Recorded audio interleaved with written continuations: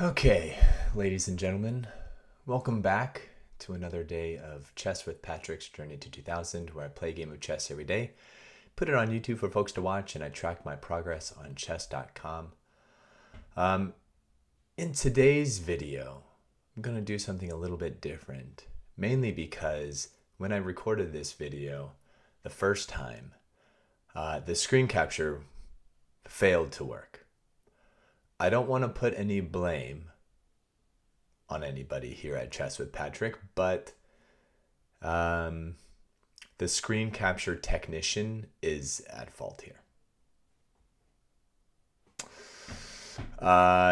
So instead, today's video, I'm going to review the game that I played move by move, and then give the viewers a chance to analyze every mistake or miss that I had. So I've noted every move that I had a mistake, and there are 1, 2, 3, 4, 5, 6, 7. There's 8. There's a combination of 6 mistakes and 2 misses. And I'm going to see if you guys can spot the best moves here. So with that, let's see who I was matched up with on this day. R4J Poot, or Rajput, could be the way that you pronounce it, rated 1427, out of the UK, and I am playing as white. So to start the game off, turn this up here, we had the Vienna max length defense, and then turned into the Vienna hybrid variation. All of these are good. Typical moves of Chess with Patrick here. Until, what is it? So takes, bishop to d2, slight inaccuracy, and then here's my first mistake, where I played pawn to h3.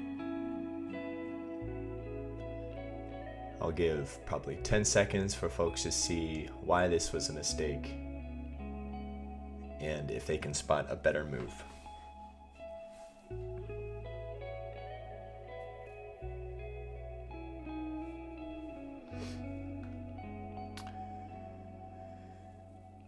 All right, the engine says this is a mistake because there's a better way for me to play, and it is pinning the knight against the queen or the king.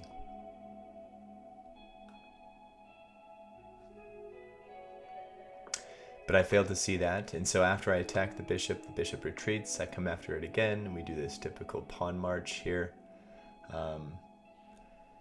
And I played fairly well for the next few moves here. Queen to e2, just continuing development. Their bishop retreats, defending this pawn. I come in with the knight, getting on their side of the board, threatening some pieces. We do the exchange. I get my bishop on d5. They develop their queen. I castle queenside, as do they. And so here I see there's open file here that I could put my rook on. There's potential hanging pieces if I can maneuver, get access to this open file here. So I do put my rook on f1, and they advance their pawn, getting rid of that weakness. I attack the bishop. They retreat.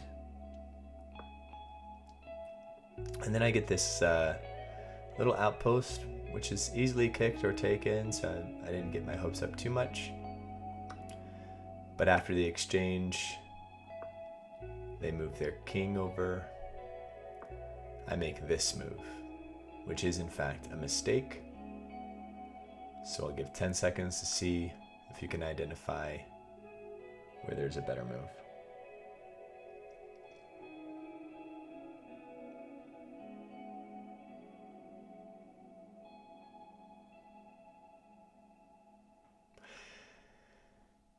All right, the bishop to e6 move is a mistake, mainly because I think it does allow for knight to come down here. And after it takes here, take here, they take with check, and then I have to move my king, and then they're able to take my bishop. So the better move would be to defend that square with pushing the c pawn.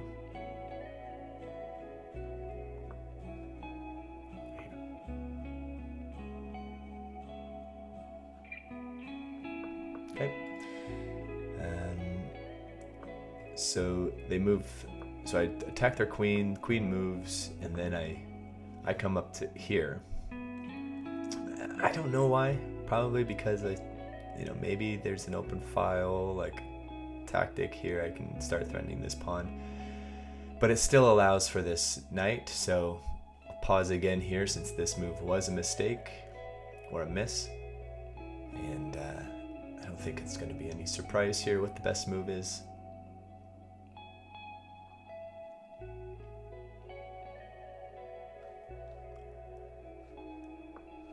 This move would have been to push the c-pawn again, closing off this this d4 square. But after queen, they do make the knight move, and then I kick it. So on move 21, I finally make this c3 pawn push, but that move in itself is a mistake. So here's another 10 seconds. Let's see if everybody can figure out why.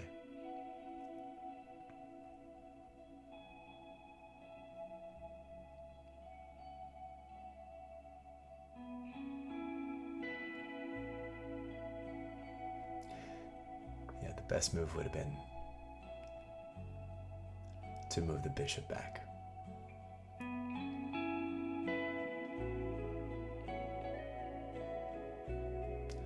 Probably because after they can break this up or checks,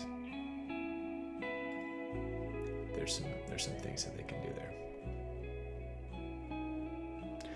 Actually, I'm gonna jump into to the line here just to see.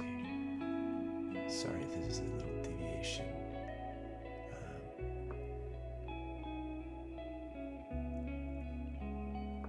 This is yeah. So they kick my queen away. And then take the bishop. That's it. Oh, okay. I didn't see that earlier. Okay, yep.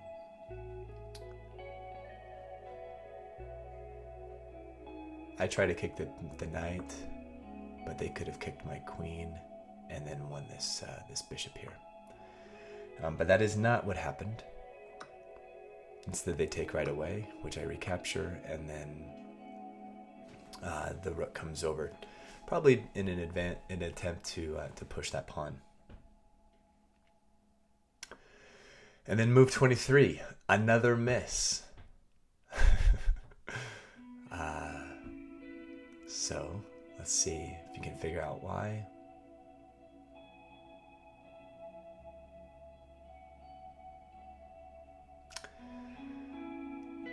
The answer is they can gain a tempo with bishop to c5, attacking the rook. And a better move here would have been to break open the pawn chain.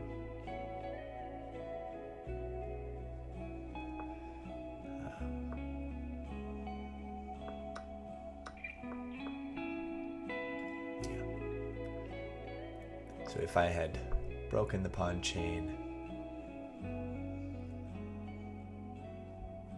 they take, then I take, and we have some pawns here still in the middle. If they kick the queen, at this point, I can just come here, defend the pawn, and then eventually, close everything off.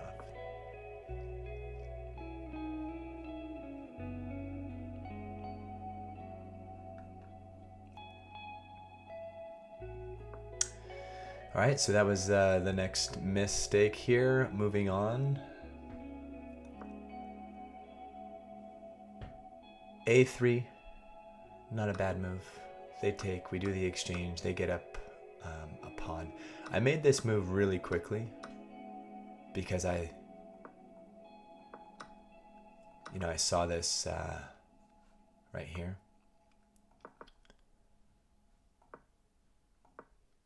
And I was thinking that they might take.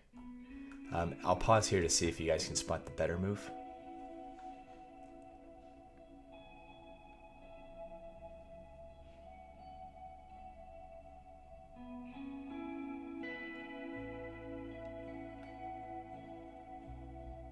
The better move is actually rook to g6, blocking in that pawn, and then I could take it.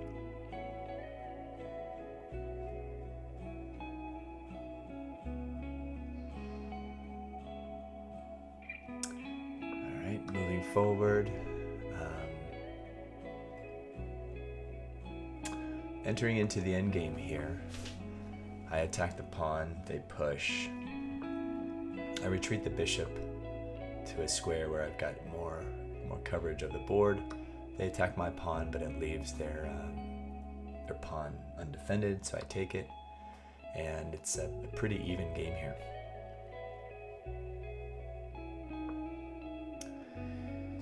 Rook g1 doubles up the rooks, and then after king b7, I push the d pawn, and this is a mistake.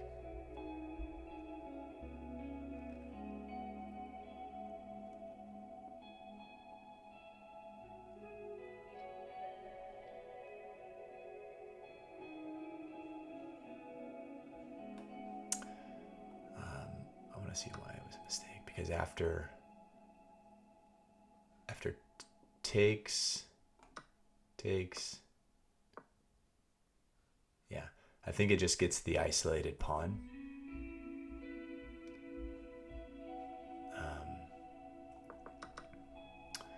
Where the best move was actually rook f1,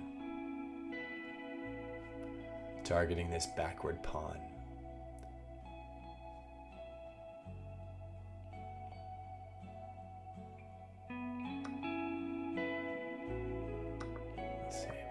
Best move here, yep. And then, yeah, just making it so this backward pawn becomes more of a focus of the game.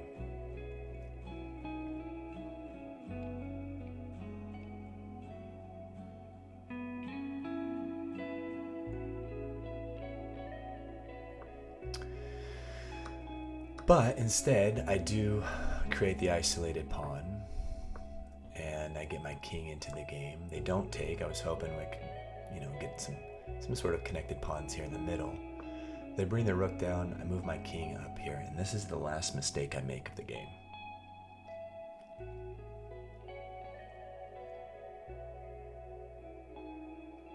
So what would have been a better move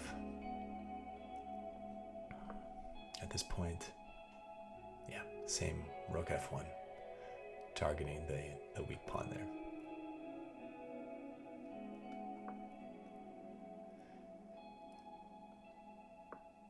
They push their pawn, I take, they take with check, I take with the king. So now I have two passed pawns here.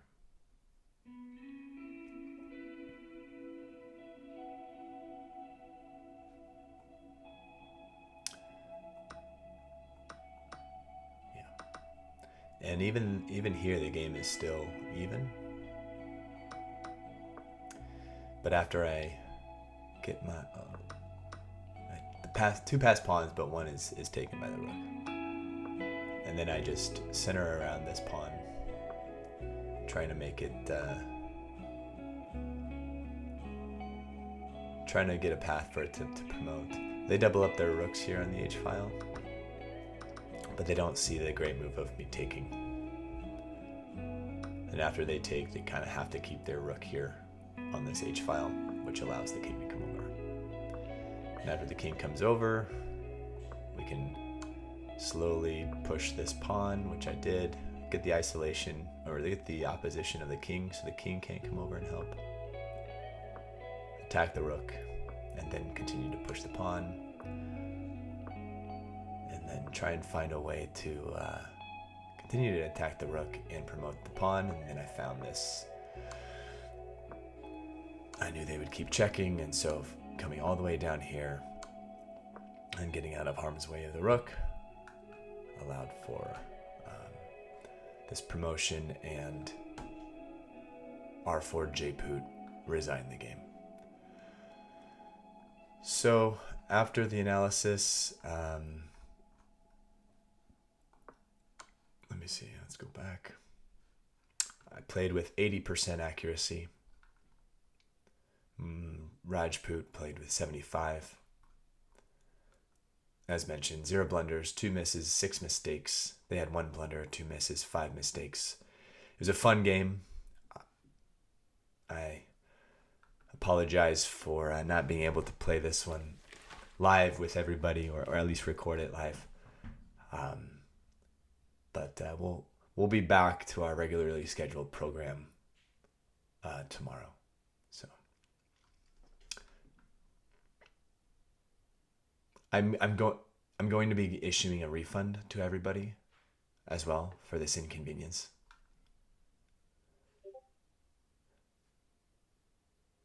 I'll see ya. Bye.